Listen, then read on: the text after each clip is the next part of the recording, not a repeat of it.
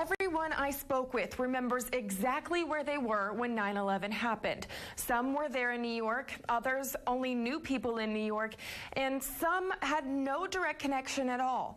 But for each and every one of them, one thing was clear. It was a day that changed America forever. Well, 9/11 is one of those days that will always be sharp in your memory. And what were you wearing that day, where you were that second when you heard the news, who you were with? I was actually sitting in my recliner dozing, and when the first plane hit, I woke up.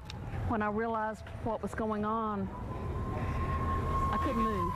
I was in Raleigh, North Carolina on New Bern Avenue. My wife gave me a call, and I stopped by the church and watched the rest of it on the news. That day, I was actually in Manhattan, job searching.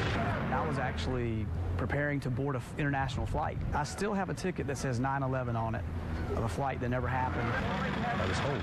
I was in bed and I was asleep. My wife, who's also a police officer, called me and said, turn on the TV. I said, well, what channel? And she said, any channel. This nation stands with the good people of New York City. I grew up in New York and just outside of Queens, and a lot of my friends were FDNY and NYPD, and so I knew that they were there.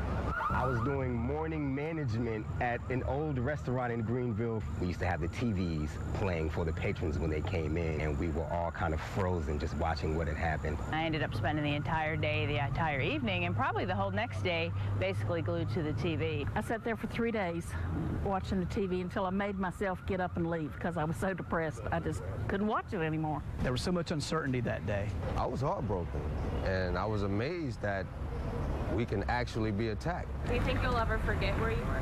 No, I'll never forget where I was. I will always remember that. I can picture everything, like, perfectly. Why do you think that sticks with you? It changed my life. Our security, our sense of security was breached that day. You know, no matter where you were, you felt a little more insecure, a little more unsafe, and you didn't know what was about to happen. Was this the start of something? Was this, it was totally a new era for the United States in general that began that day. And I certainly remember where I was that day. It's something I'll never forget. And now I'd like to challenge you at home to take a second and ask yourself, where were you that moment 14 years ago? Reporting in the Greenville newsroom, Rebekah Thurston for News Channel 12.